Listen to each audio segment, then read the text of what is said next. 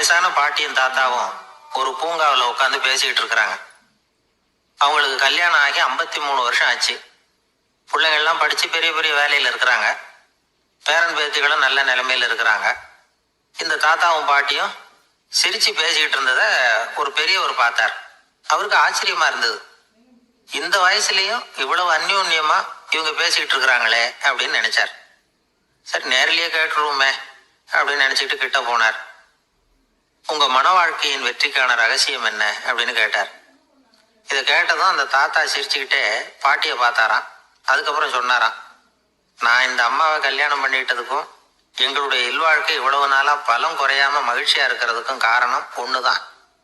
அது என்ன காரணம்னா, எங்களுக்கு இடையில பொதுவா நிறைய குறைகள் உண்டு, அதுதான் காரணம் அப்படின்னாராம். அவர் சொல்றது சரிதான் அப்படிங்கிறது மாதிரியே அந்த பாட்டியும் அவரை நிமிர்ந்து பார்த்தாங்களாம். இந்த பெரியவர் மறுபடியும் அந்த பாட்டியை பார்த்து அதே கேள்வியை கேட்டிருக்கார். உங்களுடைய நீண்ட கால மன வாழ்க்கைக்கு கிடைச்ச வெற்றி எதனாலேன்னு சொல்ல முடியுமா அப்படின்னு கேட்டாராம். அவங்களும் சிரிச்சுக்கிட்டே பதில் சொன்னாங்களாம்.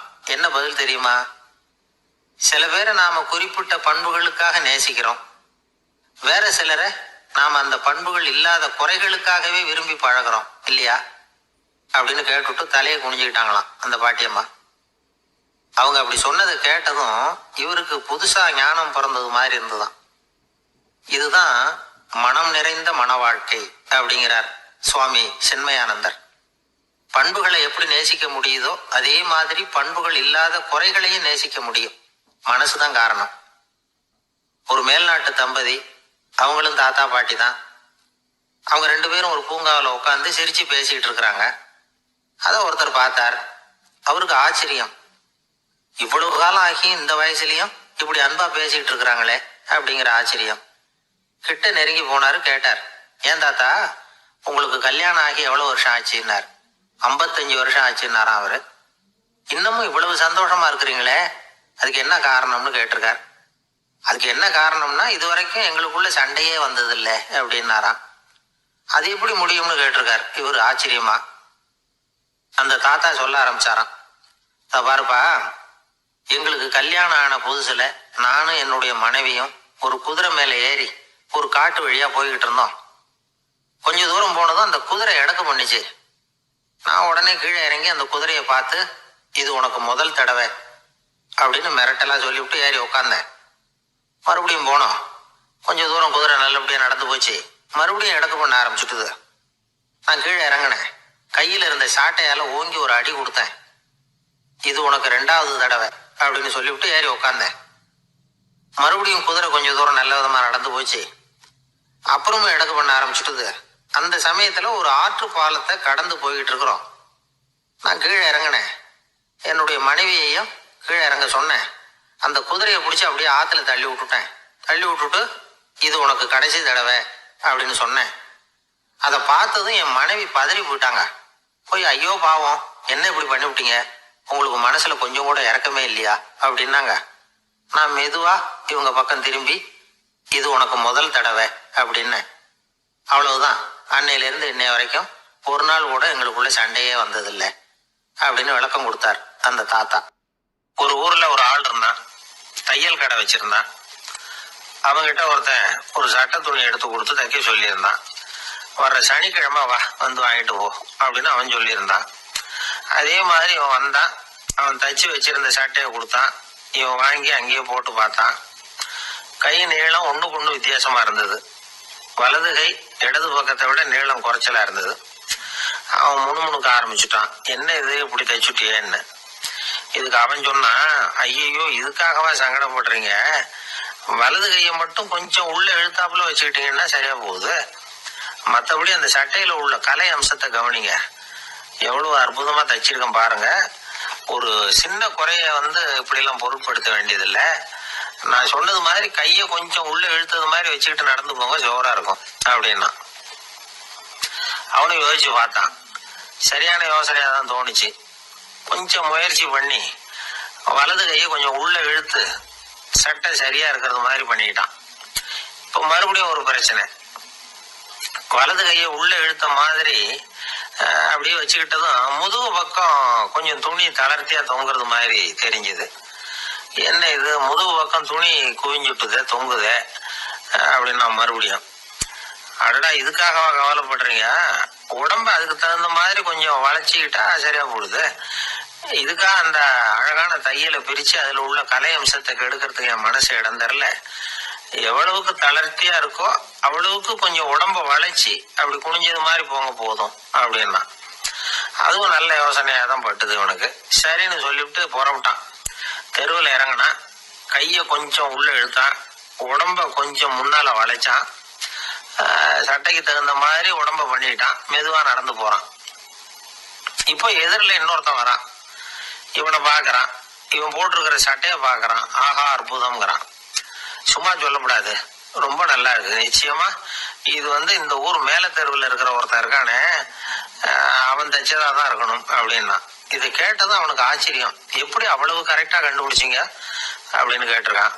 இதுக்கு அந்த வழிபோக்கன் சொன்னானா, அவன் ரொம்ப கெட்டிக்காரன், உங்களை மாதிரி உடம்பும் கையும் வளைஞ்சு போன ஒரு ஆசாமிக்கு அவனை தவிர வேற யாராலேயும் இவ்வளவு பொருத்தமான ஒரு சட்டையை தைக்க முடியாது அப்படின்னானா. பாருங்க, அவனுக்காக இவன் அனுசரிக்க போய் இவனோட நிலைமை எப்படி ஆயிடுது பாருங்க. இதே மாதிரிதான் சில சடங்குகளும் சம்பிரதாயங்களும் நம்மளை கோமாளி ஆக்கி விட்டுரும். எதுவா இருந்தாலும் அதுல அறிவுபூர்வமான அணுகுமுறை அவசியம். ஒரு நர்ஸ் அவசரமா ஓடி டாக்டர் கிட்ட சொல்லிச்சான், டாக்டர் ஒரு தப்பு நடந்து போச்சு, 10ஆம் நம்பர் பெட்ல இருக்கிற பேஷண்ட்டுக்கு காலில் ஆபரேஷன் பண்றதுக்கு பதிலாக கையில ஆபரேஷன் பண்ணி விட்டீங்க. கை ஆபரேஷன் பண்ணிக்க வேண்டிய ஆள் 7ஆம் நம்பர் பெட்ல இருக்கார் அப்படின்னு தான். அதுக்கு ஒரு பதட்டப்படாம சொன்னாராம், பரவாயில்ல இவரை தூக்கி 7ஆம் நம்பர் பெட்ல போட்டுரு அப்படின்னாராம். ஜப்பான்ல உள்ள ஒரு புத்த விகாரை, அங்க ஒரு வயசான பௌத்த குரு தங்கி இருக்கிறார். ஒரு நாள் ராத்திரி கடுமையான குளிர், அவரால் தாங்க முடியல. பார்த்தார், மரத்துல செஞ்ச புத்த சிற்பங்கள் அங்க நிறைய இருந்தது. அதுல ஒன்ன எடுத்து அதுக்கு தீ மூட்டி அந்த நெருப்புல குளிர் காஞ்சிக்கிட்டு இருக்கிறார். மர சிற்பம் தீ வச்சதும் படபடன்னு வெடிக்க ஆரம்பிச்சுட்டுது. அந்த சத்தத்தை கேட்டதும் அந்த புத்த விகாரையின் குருக்கள் வெளியில ஓடி வந்தார்.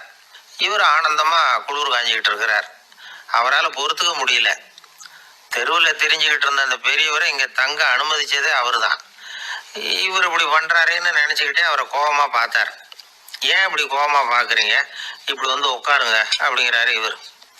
அவருக்கு இன்னமும் கோபம் வந்துட்டுது. எங்கள் கடவுளை எரிச்சுட்டீங்களே அப்படின்னு சத்தம் போட்டாராம்.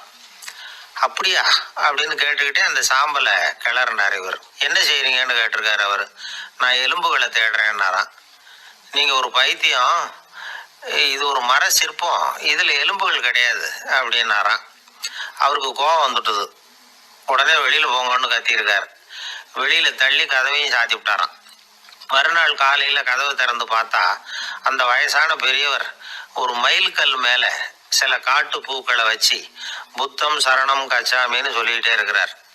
இவருக்கு சந்தேகமா போட்டுது. கிட்ட போனார். என்ன செஞ்சுக்கிட்டு இருக்கீங்கன்னு கேட்டார். இது என்னுடைய காலை நேர பிரார்த்தனைனாராம். நிஜமாவே நீங்க ஒரு பைத்தியமா தான் இருக்கணும், ஏன்னா அது ஒரு மயில்கல் அப்படின்னாராம். இப்ப அந்த பெரியவர் சொன்னாராம், நீங்க ஒரு மரத்தை புத்தரா நினைக்கும் பொழுது நான் ஏன் ஒரு மயில்கல்ல புத்தரா நினைக்கக்கூடாது? நான் புத்தரை எரிக்கலாம், ஏன்னா அவரை நான் நேசிக்கிறேன். அந்த சிற்பம் மரத்தால் ஆனதுங்கிறது எனக்கு தெரியும்.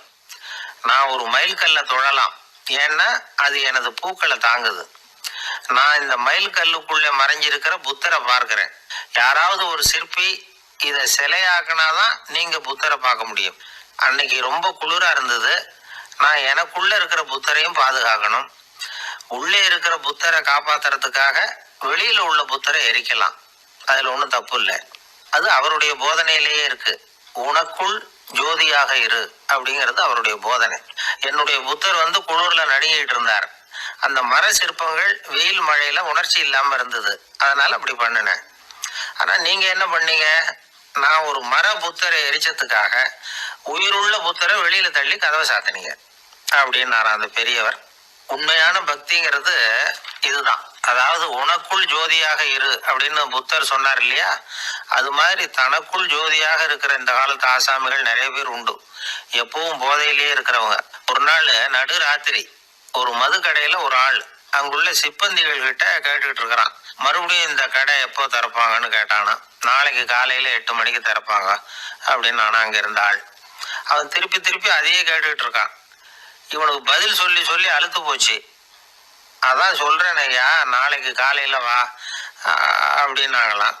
அதுக்கு இவன், நான் வர்றதுக்காக கேட்கலையா, நேத்திக்கு வந்தவன் உள்ளேயே மாட்டிக்கிட்டேன், வெளியில போறதுக்காக கேட்டேன் அப்படின்னா.